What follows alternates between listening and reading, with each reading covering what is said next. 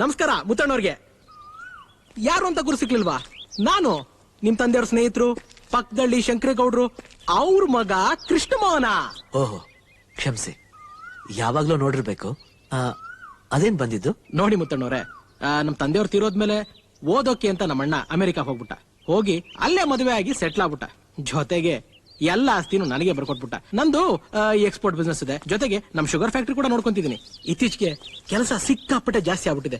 ಹಾಗಾಗಿ ನಮ್ ಶುಗರ್ ಫ್ಯಾಕ್ಟ್ರಿನ ನೋಡ್ಕೊಳಕ್ಕೆ ಆಗ್ತಿಲ್ಲ. ಮುಚ್ಬಿಡ್ಬೇಕು ಅನ್ಕೊಂಡೆ. ಆದ್ರೆ ಏಕ್ದಮ್ ಫ್ಯಾಕ್ಟ್ರಿನಾಗ ಮುಚ್ಬಿಟ್ರೆ ಅದನ್ನೇ ನಂಬ್ಕೊಂಡ್ರು ಕಾರ್ಮಿಕರಿಗೆ ತೊಂದರೆ ಆಗತ್ತೆ ಅಂತ ತಿಳ್ಕೊಂಡು ಮಾರ್ಬಿಡ್ಬೇಕು ಅಂತ ಯೋಚನೆ ಮಾಡಿದೆ. ಆಗ ನನ್ಗೆ ಜ್ಞಾಪಕ ಬಂದಿದ್ದೆ ನೀವು ಮುತ್ತಣ್ಣವ್ರೆ. ಆದ್ರಿಂದ ದಯವಿಟ್ಟು ನೀವು ನನ್ನ ಫ್ಯಾಕ್ಟ್ರಿ ತಗೋಬೇಕು.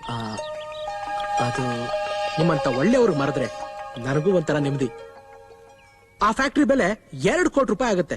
ನಿಮ್ಗೆ ಅಂದ್ರೆ 1.5 ಕೋಟಿ ರೂಪಾಯಿಗೆ ನಾ ಕೊಡ್ತೀನಿ. ಯಾಕೆಂದ್ರೆ ನೀವು ನಮ್ ತಂದೆ ಸ್ನೇಹಿತರ ಮಗ.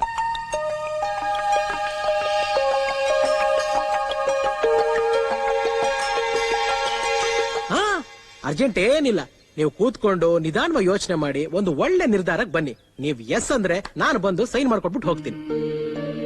ಬರ್ಲಾ ಮುತ್ತಣ್ಣವ್ರೆ? ನಮಸ್ಕಾರ. ನಮಸ್ಕಾರ. ಮುತ್ತಣ್ಣ, ಏನ್ ಯೋಚನೆ ಮಾಡ್ತಾ ಇದ್ಯಾ? ತಾನಾಗೆ ಉಡ್ಕೊಂಡ್ ಬಂದಿರುವಾಗ ಮನಸ್ ಮಾಡು. ನನಗೂ ಹಾಗೆ ಅನ್ಸುತ್ತೆ. ಅದು ಅಲ್ಲದೆ ಕಡಿಮೆ ಬೆಲೆಗೆ ಬೇರೆ ಕೊಡ್ತಾ ಇದ್ದಾರೆ. ಆಸ್ತಿ ಮೇಲೆ ದುಡ್ಡು ಹಾಕಿದ್ರೆ ಎಲ್ಲೂ ಹೋಗಲ್ಲ. ನನಗೂ ಅರ್ಥ ಆಗುತ್ತೆ. ಆದ್ರೆ ಅಷ್ಟೊಂದು ದುಡ್ಡು ಒಟ್ಟಿಗೆ ಹೊಂದ್ಸೋದು ಕಷ್ಟ ಅನ್ಸುತ್ತೆ. ನಮ್ ಸೇಟಪ್ಪ ಇಲ್ವಾ, ಎಷ್ಟು ಕೇಳಿದ್ರು ಕೊಡ್ತಾನಪ್ಪ. ಒಳ್ಳೆ ಮನಸ್ಸಿಂದ ದ್ಯಾವ್ರ ಕೈ ಮುಗಿದು ಹೂ ಅನ್ನು. बहुत अच्छा. ಚಂದನ್, ಪೇಪರ್ ಲಾವ್. ಜಿ ಸಾಬ್. ದೇಕೋ ಮುತ್ತಣ್ಣ, ಒಳ್ಳೆ ಕೆಲಸ ಕೈ ಹಾಕಿದ್ದೀರಿ. ಇವರು ಒಳ್ಳೇದ್ ಮಾಡ್ಲಿ. ಸೈನ್. ಎಲ್ಲ ಸರಿಯಾಗಿದೆ ಮುತ್ತಣ್ಣವ್ರೆ.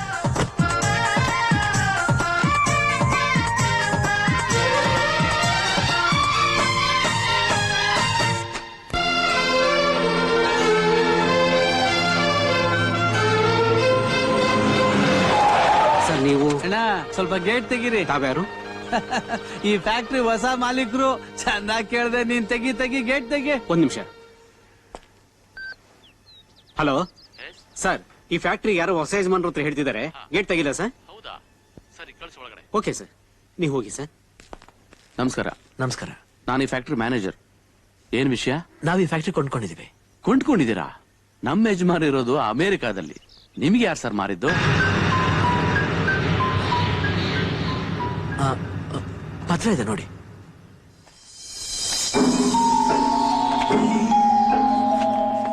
ಓ ಮೈ ಗಾಡ್, ಇದು ನಮ್ಮ ಯಜಮಾನ ಸಿಗ್ನೇಚರ್ ಅಲ್ಲ. ಇದು ಅವ್ರ ತಮ್ಮ ಕೃಷ್ಣಮೋಹನ್. ಅವರು ನಿಮಗೆ ಮೋಸ ಮಾಡಿದ್ದಾರೆ. ಇದೇ ರೀತಿ ತುಂಬಾ ಜನಕ್ಕೆ ಮೋಸ ಮಾಡಿದ್ದಾರೆ. ಅವ್ರೀಗ ಎಲ್ ಸಿಗ್ತಾರೆ? ಅವನೆಲ್ಲಿ ಸಿಗ್ತಾನೆ ಸ್ವಾಮಿ? ಇರೋ ಆಸ್ತಿನೆಲ್ಲ ಮಾರ್ಕೊಂಡು ಸಿಕ್ಕಾಪಟ್ಟೆ ಸಾಲ ಮಾಡ್ಕೊಂಡು ಊರೂರು ಅಲಿತಾ ಇರ್ತಾನೆ. ನಮ್ಮ ಯಜಮಾನ್ರಿಗೆ ಫೋನ್ ಮಾಡ್ಕೊಡ್ತೀನಿ, ನೀವೇ ಮಾತಾಡಿ.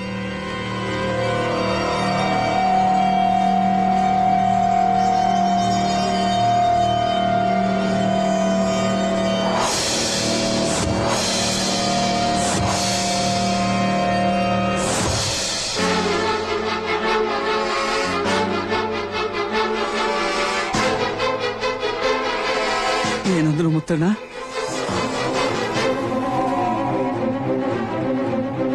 ನಾವು ಮೋಸ ಹೋಗ್ಬಿಟ್ವಿ ರಮಣ. ನಾವು ಬರ್ತೀವಿ. ಈ ನನ್ ಮಗ ಕೃಷ್ಣನ ಹಳೆ ಪಳುವಳಿಕೆನ ಹೆಂಗಾದ್ರೂ ಮಾಡಿ ಯಾರ್ ಜಾಕೆಟ್ ಹೊಲಿತಾ ಇದೀಯಾ? ಇದು ಪಕ್ಕದ ಮನೆ ಬೂವಮ್ಮಂದು. ನಂದು ಒಂದ್ ಜಾಕೆಟ್ ಇದೆ, ಹೊಲ್ಕೊಡ್ತೀಯ ಬಾವಾ? ನಿನ್ನ ಅಳತೆ ನನ್ನ ಹತ್ರನೇ ಇದೆ ಬಿಡು, ಹೊಲ್ಕೊಡ್ತೀನಿ. ಸರಿ ಬಾವಾ.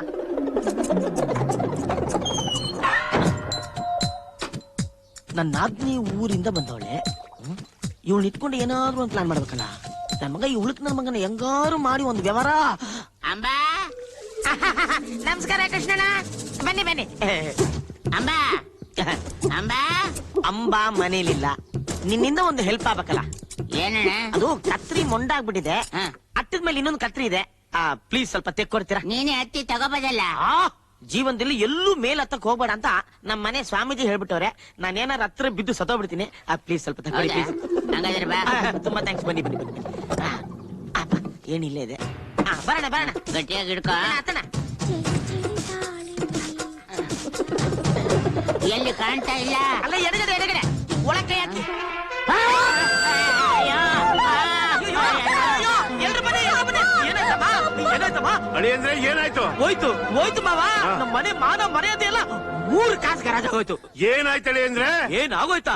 ಅಲ್ಲೋಡಿಲಿ, ಈ ನನ್ ಮಗ ನಮ್ ಕಮಲಿ ಸ್ನಾನ ಮಾಡತ್ತ ಅಟ್ಟದ ಮೇಲೆ ಹತ್ತಿ ಇಣಿಕಿ ನೋಡ್ತಾವನೆ, ಇನ್ನೇನಾಗಬೇಕು? ಏನೋ ಈ ಮಾತು ಸತ್ಯನಾ? ಅವಳು ಸ್ನಾನ ಮಾಡ್ತಾ ಇರೋದು ನಂಗೂ ಗೊತ್ತಿಲ್ಲ ಮಾವ. ನೋಡ್ದಾ, ಅವನೇ ಒಪ್ಕೊಂಬಿಟ್ಟ. ಇವನ್ ಮಾತ್ರ ಸುಮ್ನೆ ಬಿಡಬಾರ್ದು. ಕಿಸ್ತಿಂಗೆ ಇವನ್ ಕೊಟ್ಟು ಮದುವೆ ಮಾಡ್ಬೇಕು. ನನ್ ಕತ್ ಸರಿ ಆಯ್ತು, ನನ್ ಕತ್ ಸರಿ ಆಯ್ತು. ಅಂಬಾಭವಾನಿನೇ ಅವನು ಕೊಟ್ಟು ಮದುವೆ ಮಾಡ್ಬೇಕಾಗಿತ್ತು. ಆದ್ರೆ ಋಣ ಸಂಬಂಧ ಇರ್ಲಿಲ್ಲ, ಆಗ್ಲಿಲ್ಲ. ಇವಳನ್ನಾದ್ರೂ ಅವನು ಕೊಟ್ಟು ಮದುವೆ ಮಾಡಿದ್ರೆ ಸ್ವರ್ಗದಲ್ಲಿರೋ ನಮ್ಮ ಮಕ್ಕಳ ಆತ್ಮಕ್ಕೆ ಶಾಂತಿ ಸಿಗುತ್ತೆ. ಏನಂತ್ರ ಅಳಿಯದ್ರೆ?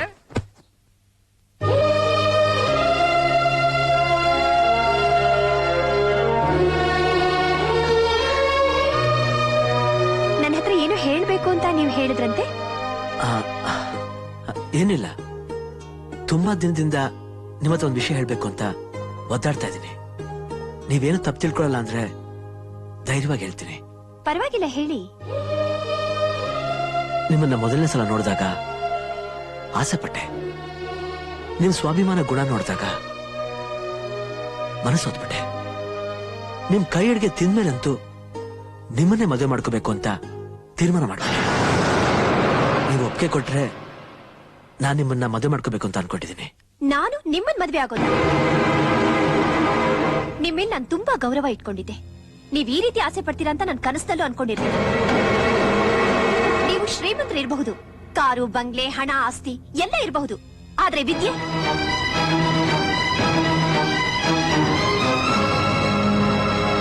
ನಾನು ಓದಿರೋಳು. ನನಗೆ ನನ್ನದೇ ಆದ ಕನಸುಗಳಿದೆ, ಆಸೆಗಳಿದೆ. ನನ್ನ ಗಂಡನಾಗ್ ಬರೋನು ಹೀಗೆ ಇರ್ಬೇಕು ಅನ್ನೋ ಕಲ್ಪನೆ ಇದೆ. ನಾನ್ ನಿಮ್ಮ ಅಧೀನದಲ್ಲಿ ಇದೀನಿ ಅನ್ನೋ ಒಂದೇ ಒಂದು ಕಾರಣಕ್ಕೆ ನೀವ್ ಈ ರೀತಿ ಯೋಚನೆ ಮಾಡ್ತೀರಾ ಅಂತ ನಾನ್ ಕನಸಿನಲ್ಲೂ ಅನ್ಕೊಂಡಿರೋದು. ನೋಡಿ, ನನಗ್ ಸ್ವಲ್ಪ ಟೈಮ್ ಕೊಡಿ. ನಿಮ್ಮ ಹಣನ ಅಸಲು ಬಡ್ಡಿ ಸಮೇತ ವಾಪಸ್ ಕೊಟ್ಬಿಡ್ತೀನಿ. ಇನ್ಮೇಲೆ ನೀವ್ ಯಾರೋ, ನಾನ್ ಯಾರೋ. ನಿಮ್ ಉಪಕಾರಕ್ಕೆ ದೊಡ್ಡ ನಮಸ್ಕಾರ. ಬರ್ತೀನಿ.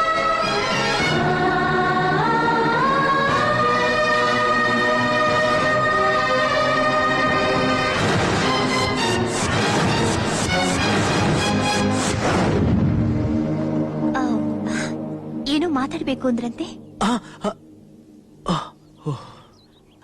ಏನಿಲ್ಲ, ಗೌರಿ ಹಬ್ಬಕ್ಕೆ ತಂಗಿಯನ್ನ ಕರೆಯಕ್ಕೆ ಪಟ್ನಕ್ಕೆ ಹೋಗ್ತಾ ಇದ್ದೆ. ನಿಮ್ಗೆ ಹೇಳ್ಬಿಟ್ಟು ಹೋಗೋಣ ಅಂತ. ಅದನ್ನ ನನಗೆ ಹೇಳೋದೇನಿದೆ? ಹಾಗೇನು ಅಲ್ಲ, ಪಟ್ನಕ್ಕೆ ಹೋಗ್ತಾ ಇದ್ನಲ್ಲ, ನೀವು ಬರ್ತೀರೇನೋ ಅಂತ. ಹೌದು, ನಾನು ನಮ್ ತಂದೆನ ನೋಡಕ್ ಹೋಗ್ಬೇಕು. ನನ್ನಲ್ಲಿ ಬಿಟ್ಬಿಡಿ. ಬನ್ನಿ, ನಡೀರಿ. Thank you.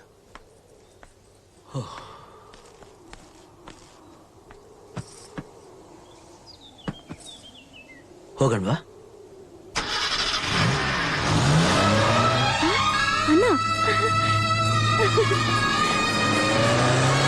ಅಣ್ಣ,